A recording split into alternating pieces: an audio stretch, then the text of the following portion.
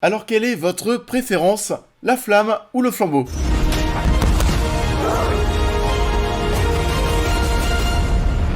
Dans les trop lourd, faites-vous vomir, c'est le seul moyen de perdre du poids rapidement.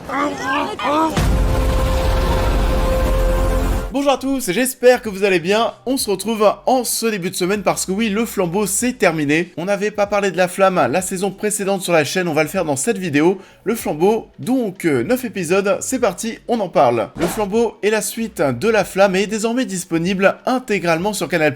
Adieu la villa et bonjour Chupacabra, Marc et 15 autres candidats vont devoir s'affronter pour survivre sur une île déserte. Épreuves physiques, manipulation mentale et trahison seront au rendez-vous. Alors ouais, c'est vrai que du coup, on n'avait pas parlé de la flamme sur la chaîne, j'étais passé un petit peu à côté, j'ai rattrapé ça vraiment en retard, j'ai rattrapé ça le mois dernier, justement avant que le flambeau arrive, et j'avais entendu pas mal de choses, il y avait pas mal d'extraits sur les réseaux qui sont devenus assez marquants et virales, il y a des gens que ça faisait marrer, d'autres un peu moins, c'est vrai que c'est un humour, si t'aimes pas forcément ça, tu peux potentiellement trouver ça un petit peu gênant. Personnellement, je me suis éclaté devant la flamme, il y a des moments qui m'ont bien fait marrer, bien sûr tout ce qui tourne autour du Docteur Juif, Châtellerault qui avait en gros trompé Marc avec quasiment tout le monde, dont le présentateur, c'était vraiment très drôle. Enfin voilà, c'était un bon gros délire et je suis assez bon public concernant tout ce qui tourne autour de Jonathan Cohen. On était dans une bonne parodie d'une émission de télé-réalité où un homme cherchait l'amour, ça le faisait, les épisodes étaient assez courts, ça se mangeait facilement, c'était cool. Qu'elle me fasse rire, j'aime rire.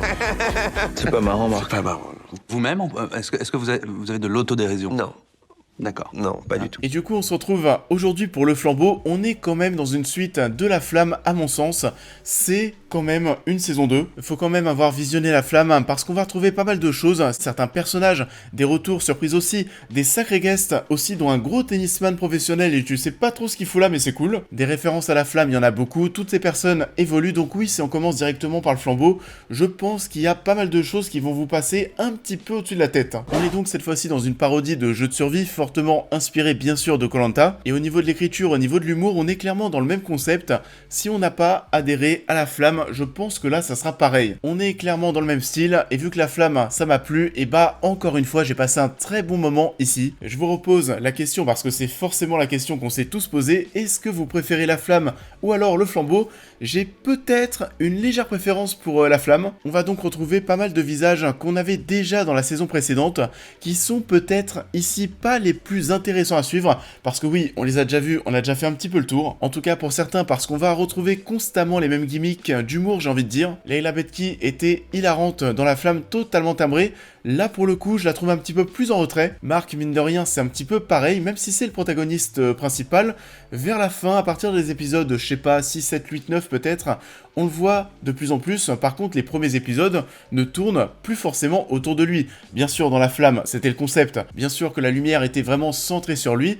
Là, vraiment, dans le flambeau, durant les premiers épisodes, le temps d'image est un petit peu réparti entre tous les personnages. Et ça, c'était vraiment cool pour le coup, parce que ça a permis de vraiment faire vivre d'autres personnes.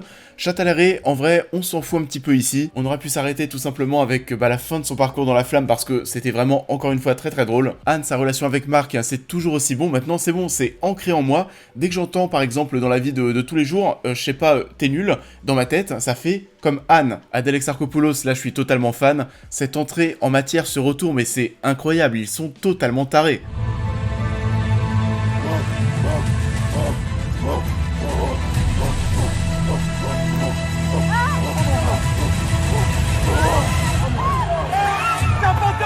Pour le coup, elle, ça m'a fait beaucoup plaisir de la revoir. Il faut avoir vraiment beaucoup d'autodérision pour jouer son rôle. Par contre, Marina, c'est vrai que je suis pas forcément fan. Je la trouvais déjà un petit peu relou dans la flamme. Ça n'a pas forcément changé ici, malheureusement. Et à côté de ça, on a une autre moitié de casting qui est introduite ici dans le flambeau. On peut déjà parler de Jérôme Commander. Il est très drôle, on s'éclate avec son rôle de présentateur, bien plus que ce qu'on avait dans la flamme. Après, c'était le thème de l'émission, c'était plus carré. Là, Jérôme Commander, tu vas le voir en costume. Tu vas le voir se ramener à la fin avec ses implants sur le crâne. J'étais mort de rire. Il est bien plus piquant avec les candidats, il y a pas mal de punchlines qui viennent de lui. Tous les regards se tournent maintenant vers Annick. Ouais. Ça peut arriver souvent.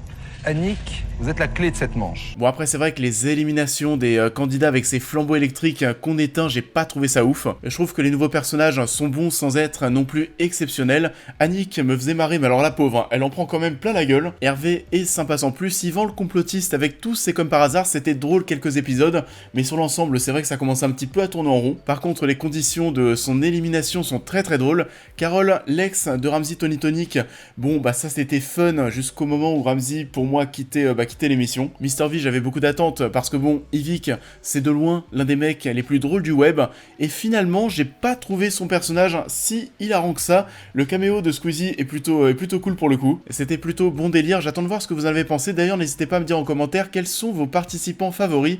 Pour ma part, c'était Soraya, et là, dans le flambeau, la nouveauté, Cadmerade, Patoche, incroyable. Quoi? C'est pas cool? Oui, j'ai dit que c'était pas cool. L'alcool, c'est pas cool. Non, c'est Bah pas non, cool. c'est pas cool. Alors pourquoi il y a le mot cool dans l'alcool?